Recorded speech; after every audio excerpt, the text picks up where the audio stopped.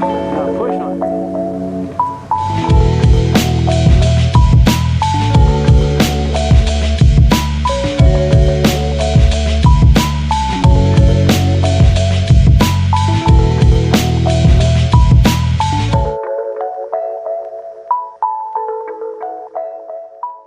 We started a series in 1 John. So if you have your Bibles with you, go ahead and open up your Bible to 1 John chapter 2, verse 15.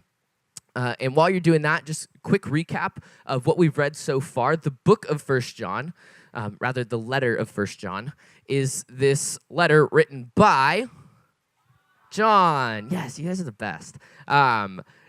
So John writes this letter at a point in time where the church is kind of torn between multiple people saying different things about what it looks like to be a Christian.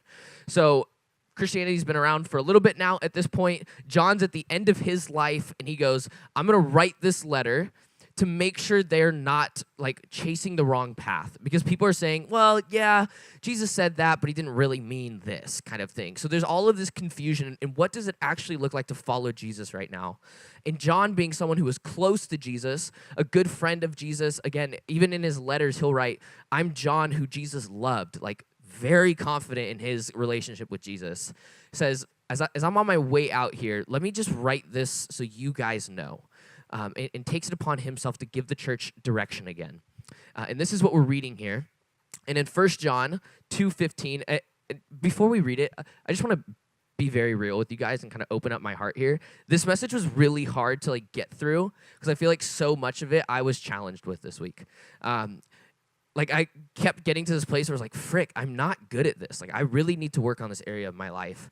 And half of this week was sitting in Austin's office going, wait, like I have a lot I need to work on, and then trying to figure out how to teach it as well. So I felt weird coming in this weekend, but I've been really excited about what God's doing because I think it's cool when I can come to a place and just go, hey, I don't have this dialed. Like by no means at any point in this message am I trying to go, I've got this figured out. But I really think this is something that we can all work on and walk together with. 1 John 2:15.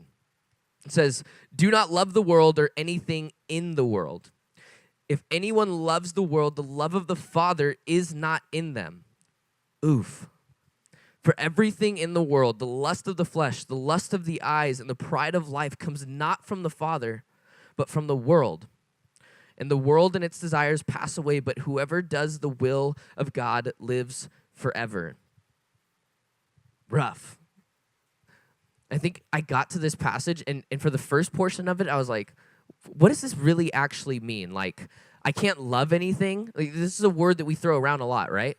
We say love often. I literally the other day had a full-fledged conversation with someone about how much I love macaroni. Like, I just really do. And I'm lactose intolerant, so it's a weird combo, but it happens, and I love it. So, like, we use this word a lot. We say, I love this person, I love that thing, or I really love surfing, or I really love coffee, or I really love hanging out with them. Like, we just use it a lot. So we can use that word too much to the point where we get to this passage and we go, well, what the heck? Am I not allowed to love anything then? Like, can I not enjoy things in life? Like, what does this actually mean here? Because we can get to this place and go, I don't really understand this. Because there's a lot of things in life that I would say, yeah, I love doing that. But if I love it, do I not, like, have Jesus in my heart then? Like, what does this mean? I think we have to remember that this Bible, this is an English translation of something that was written in a very different language. That a lot of the times the translation we get handed removes our ability to really fully read what this is actually saying. So if we could jump back to the Greek, which is what 1 John would have been written in as a letter form, handed to someone, this word love here, which he uses 3 times in one sentence. Do not love the world or anything in the world. If anyone loves the world, love for the Father is not in them. The word love there is agapo in the Greek. That's A-G-A-P-A-O, agapo. And with that word in its simplest definition, what most people would read the word agapo and understand that the point that it's communicating is to be well pleased or satisfied with a thing or someone. To be well pleased or satisfied with a thing. That's what agapo means. And that's what we're reading when we say this here. And I think if we can read it through that lens, this passage becomes very different. right? We're not just talking about the like, oh my gosh, I love your dog. Like, this is a very different passage. It says, do not, again, we read it in that lens. Do not agapo the world. Do not find your pleasure and satisfaction in the world. The things of this world, it's communicating at this point that we're chasing after things to satisfy us. And this is what John is trying to address here. He's going, guys, the world is not going to be what satisfies us. It can't be. And I think at the root of this issue is not, I don't think any of us just go, man, I really want sports to be the thing that satisfy me in life. I don't think that's a sentence any of us have ever said. But it's something that we've chosen to acquire and attach to our identity. Right? We take these different things and we start to accumulate who we want to be, and these are the things that we love and we seek satisfaction in. And it's this root issue of identity. Who are we? Right? At some point in life, whether it be junior high or right now, you begin asking this question. Who am I? What am I going to be? I think the interesting thing about this concept of identity, I was listening to it, like I felt very confused about it going into it. So I was listening to all these podcasts about identity, both Christian and non-Christian, but the common theme in both podcasts was that no one wants to be nothing, right? That whether you believe in Jesus or not, whether you call yourself a Christian or not, all humans, one of the greatest fears that we have is to be nothing. To just go through life and then die. Right? This is why as kids we begin like pretending to be things. This is why like 6-year-old Sean, who grew up reading comic books, would climb into his tree and jump out of it thinking that he could get to the roof because he wanted to be Spider-Man. Like, we want to be something bigger than ourselves. At some point we get to a place where we go, okay, I actually can't be Spider-Man, but what will I be? We start to ask that question, like, what is this life? Like, what am I going to do? What do I want to be? What do I want to be known for? And we start to accumulate identity. And we're told the best way to do this is to go and explore different options, try different things, figure out who you are, do all these different things. And then you'll start to piece together this puzzle of identity that we have. In our attempt to create significance for ourselves. That's the term. It's cosmic significance, this idea that we all want to be something and no one wants to be nothing, right? Whether that be big on stage, giving massive, life-changing messages to crowds, or whether it's simply just being known for being an athletic person, right? We all want to be something. It could be big and it could be extravagant, or it can be very simple, but no one wants to be nothing.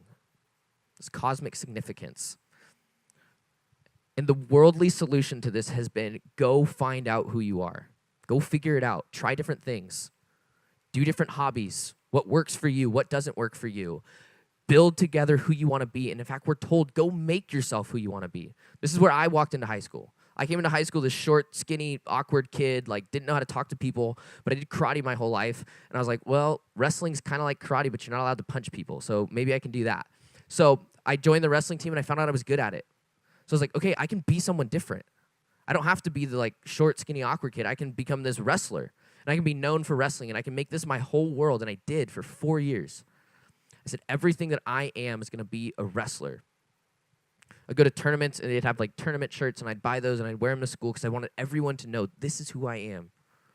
I'm not just Sean who's short and skinny. I'm a wrestler, and I'm good at it. This is how we do life. We're told, just go figure out what it is. What do you want to be? Go be it. If it doesn't work, then try something else. We try one sport, and then if that sport doesn't go good, we try another sport. This is the race that we are running in this question of who am I going to be? We have this battle with like materialism. We try to keep up with culture and what's cool with the different outfits that we're going to wear, the different shoes that we're going to buy. And we're running this race to stay relevant.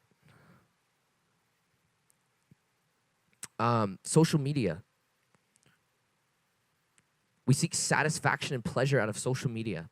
And if I just post a picture, then a certain amount of people will at least know what I did today. And they'll like it, and we hold those likes to have value in our life. especially when it's someone that we want to like it. We go, oh, yes, that person liked it. And a lot of times we seek that agapo love in social media, that it would satisfy and it would please me as a human being. Sports, again, I mean, I kind of just opened up my heart about that. But how often do we show up to our sport of choice and go, this is going to be the thing that makes a name for me. This is who I'm going to be at high school. If I can just do well in this sport and everyone know it, then I'm going to be good. We put a lot of identity, we put a lot of time into it and going, this is going to be me. I want to be this person. Popularity. Some of us run this race as well. If I could just stay popular, if I could just get into the cool group of people, we compromise and we run over people to get there. But if I just had that friend group, if I just got invited to parties, if I just got invited to go to do this, if I just got to be a part of that crowd, then I would have the satisfaction that I'm looking for in life. Right? This emptiness that exists in our heart, if I just had that.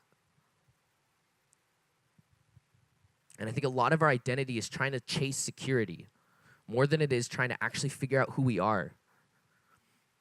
This is what I kept running into this whole week. It's like, where in life am I trying to find security and calling it identity? Right? Like currently I love surfing, but I think the root of it is I really love surfing because of the community that I get in it. Like I get to go hang out with people. I get to call myself a surfer. I get to be known for doing it. Like even just yesterday, like Mikey got this new longboard. He's like, dude, we got to go surf sometime. I was like, yeah, this is great.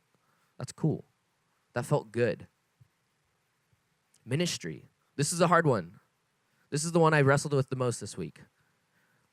Is that a lot of my identity was rooted in ministry. That at the end of the day, I love being able to say that, yeah, I get to work at North Coast. And a lot of my identity comes from what I get to do here. And my bet is for some of you, a lot of your identity is being on the worship team, is being in Zoe, is being involved in Discipleship 360. Here's the thing, though. Again, if this is the thing that is to be well-pleasing and satisfying in my life, we see right here in John, it says, the world and its desires pass away. So we're trying to chase security. We're trying to chase satisfaction in things that aren't stable things. I think one of the things that Austin and I did this week was we had this like kind of talk about what would it look like to actually take those things, that list of combination of things that you would go, this is who I am. I think we could spend an hour in here just listing off options and we wouldn't hit all of them. But you probably know best who you probably identify as. That list of things. What is it that you've allowed to say, this is who I am? And you took each individual thing and you put it into a court case and put it on trial. And go, is it worth it to give me life? Is this actually something secure that by the end of my life, it will have never failed me and never let me down? And is it worth it to put my whole identity into this? And I think we start to look at this list and go, I don't know if this is worth it. Or like surfing. If surfing is my identity, then on the days that surfing isn't good, I've lost my identity. That if someone steals my wave, I get mad at them. Because that was my wave. This is my place. This is who I am. And this is what happens for those that surf. You see it happen all the time. Someone's losing their mind in the water because they've rooted themselves in being a surfer. And the second something's interrupted, they've lost their identity and they've lost their ability to be them. Take what you're saying, this is who I am, and go, is it actually capable of never letting me down and fully filling this hole inside of my heart? Even ministry. Like ministry is not capable of doing that in my life. There will come a time and a place where I no longer do ministry. Nowhere, anywhere near time soon for those freaking out. But there will come a time and a place where I go, I can't do this anymore. I don't know if it's worth rooting myself in that. Right? So we have to be able to take this list and go, can you completely satisfy me? Can you completely please me? Can you completely never fail me? And my bet is, if you do that and it was anything like what happened to me, you got to the end of the day and went, yikes. Nothing on this list is actually going to take care of me. It's like the question is, then what do we do, right? Because we don't want to just be a room full of people that are like void lists of things. Because then we're still left with that problem of nothingness. We go, well, if I can't love anything, if nothing can actually satisfy me, then I'm still nothing. I think at this point, we have to go back to then what was I originally created for? What if identity wasn't so much a question of who do you want to become, but it was more of a did you know that you are kind of thing? That in Genesis, we see that man is created, and it says he's made in his image, made in God's image, that he was created, and his purpose in life was to give God glory and to show the world how great God is. The man's actual entire purpose in life was to be known and to be seen in the glory of God. And that I believe this hole in our heart is us drifting away from that. That the love of the world is us trying to fill that hole with different objects that don't fit a God-sized hole.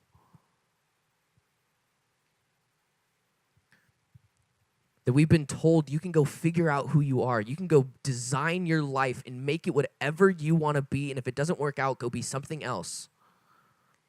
And if you keep running into dead ends, there's all kinds of options of what you can be in this world. And we've pushed the limits on what you can be.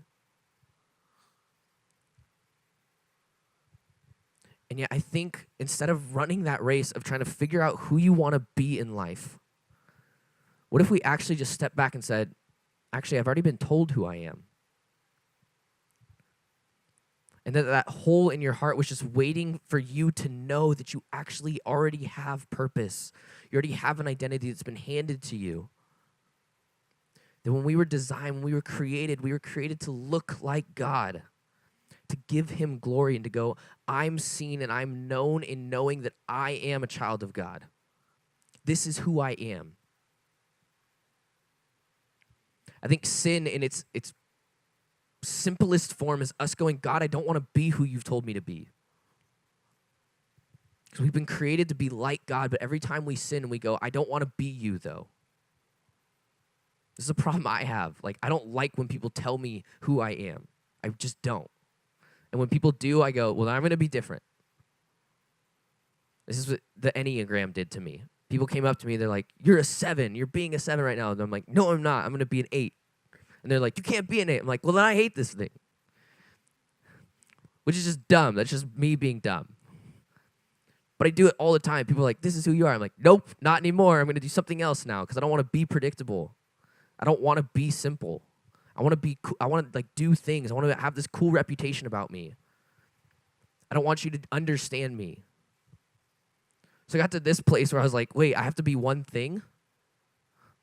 I was like, God, I don't know if I want to just be a child of God. If someone came up to me and they're like, what are you, Sean? Who are you? And I just went, child of God. I'd be like, that's just the cheesy church kid answer. I don't want that. But what if that really was the way we lived?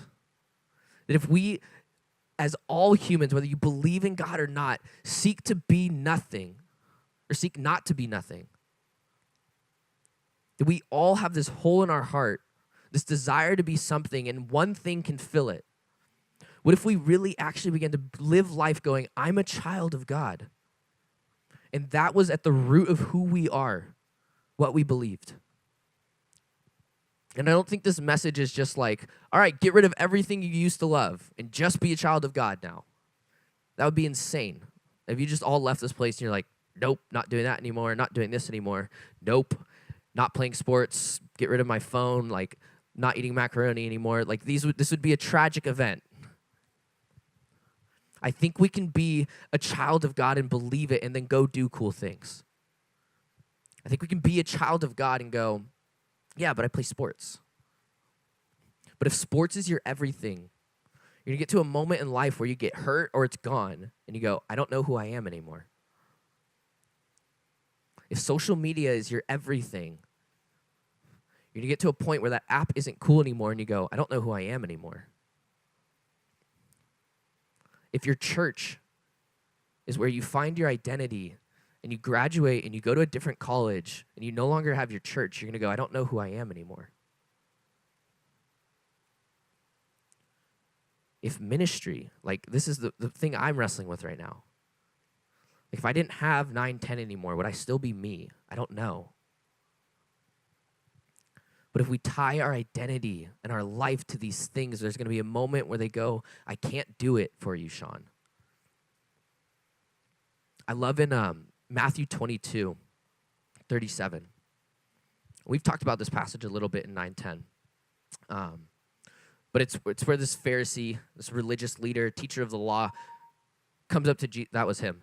Comes up to Jesus, and he's like, in his wise pharisaical nature of a human being, goes, I'm going to challenge Jesus here. He shows up to Jesus and he says, hey, like, amidst all of the laws that you've given us, all of the rules and the things that we have to do as followers of God, which one's the best one? What do you think, Jesus? Like, of all the laws that have been established, which one's the best thing? And I think this is, again, a moment we have to pause and go, don't let this be redundant to you.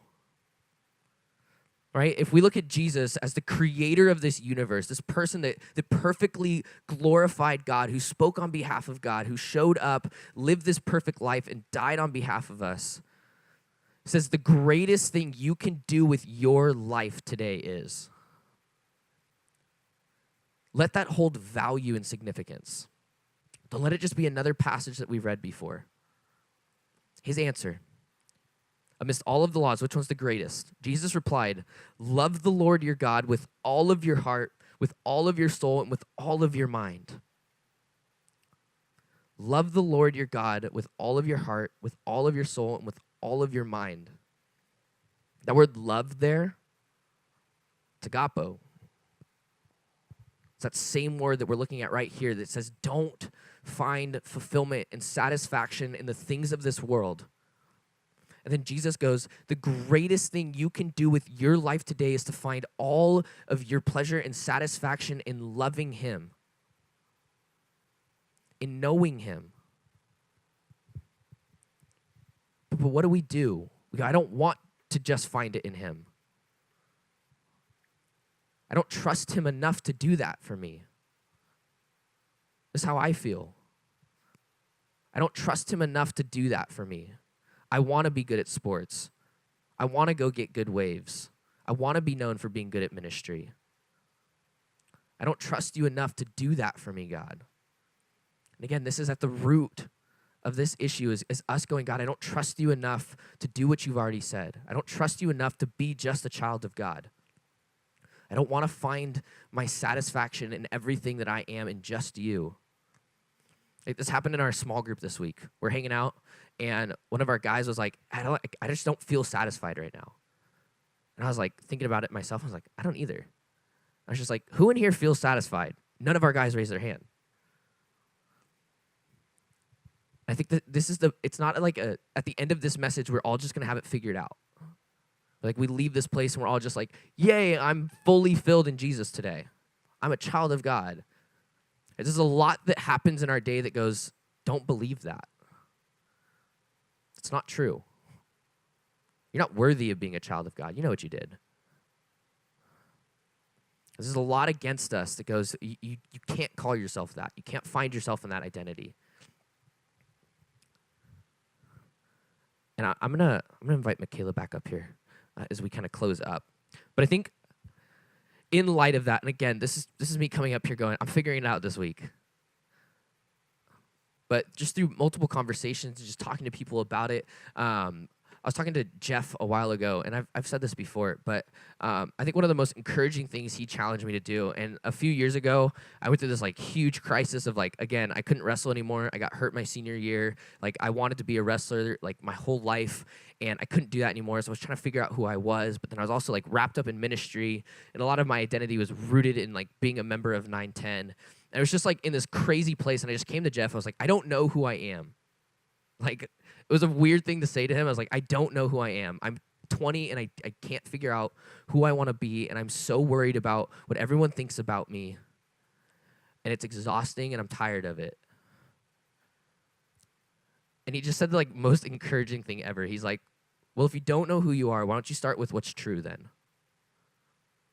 Like, what if you just spent the next season of your life just repeating truth over yourself?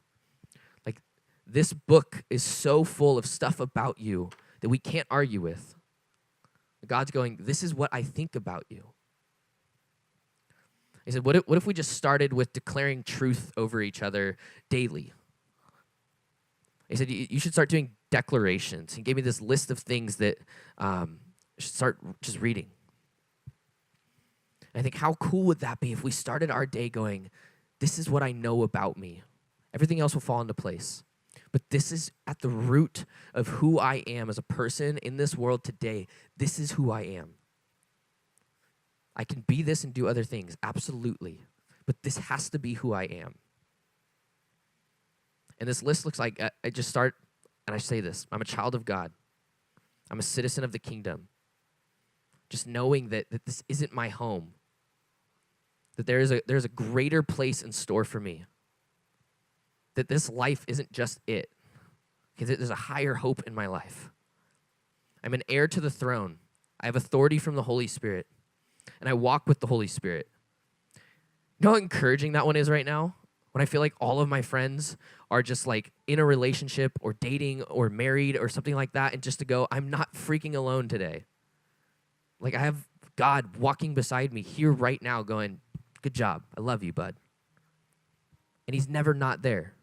If we started our day saying that, you know how crazy that would be? I'm a temple. I'm created to be me and not someone else. And I'm not strong enough without Jesus. I'm so loved by God. I'm accepted. I'm seen. I'm forgiven. I'm not my old self. Gosh, this one I have to sit on for so long. I feel like my mind is just going, no, you are, though. Remember all the things you used to do. Remember who you used to be in high school. Just to go, that's not true, though. I've accepted Jesus. That person's dead, and there's a new Sean, which is the next one.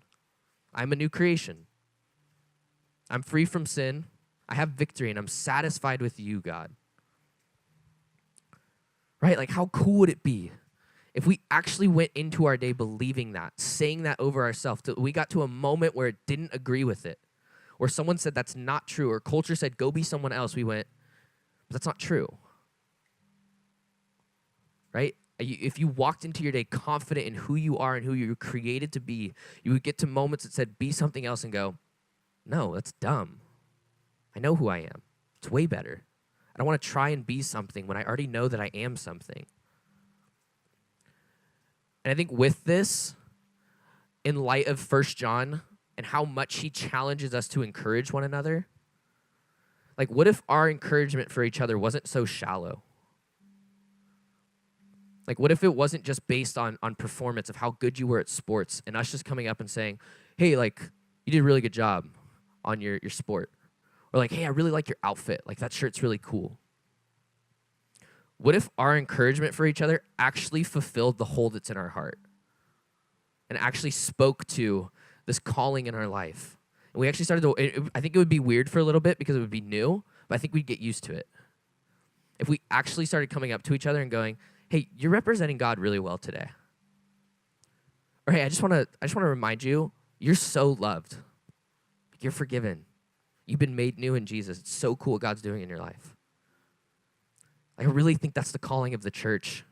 It's not just to be this nice group of people that say cool things about each other. No, I really think that we're all battling this, which is why a room full of rock star high school guys can go, I don't feel satisfied right now. And none of them put their hand up. I think the church exists to go, you're loved. You're doing a great job at looking like Jesus today. I think that's what the church is supposed to be here.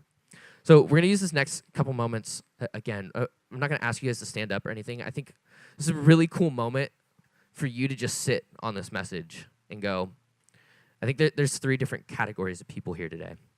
I think you might show up and go, man, I'm not a believer. I don't follow Jesus, but I do feel like nothing. Or I'm trying to be something and it's not working. And this is a cool opportunity to go, same, but here's what I found out this week. I'd love to talk to you about that. You can talk to Charlene, you can talk to any leader in here and just go, what would it look like to let Jesus be my identity instead of trying to run this race of life, trying to figure out who I want to be. And I think there's another group of people that maybe you're like me and you're just like, frick, I got a lot of thinking to do. I think this is a cool time for you to just take who you thought you were and who you're trying to be and just go, is it worth trying to be this person still? Am I going to get to the end of my life and go, it was worth it and this never let me down? Then you're going to find yourself at a blank slate and go, maybe I need to start being a child of God. And then there's a third category of people that maybe you're just rocking it. You're like, yeah, like, I love it. Like, I'm following Jesus. This is cool. Spend some time just declaring truth over yourself. There's no amount of truth that you can declare over yourself where you get to a point and you go, oh, perfect. I completely believe that. Like, practice this. Do it daily throughout your day. Believe it even when you, like, or say it even when you don't believe it. But let me pray for you guys.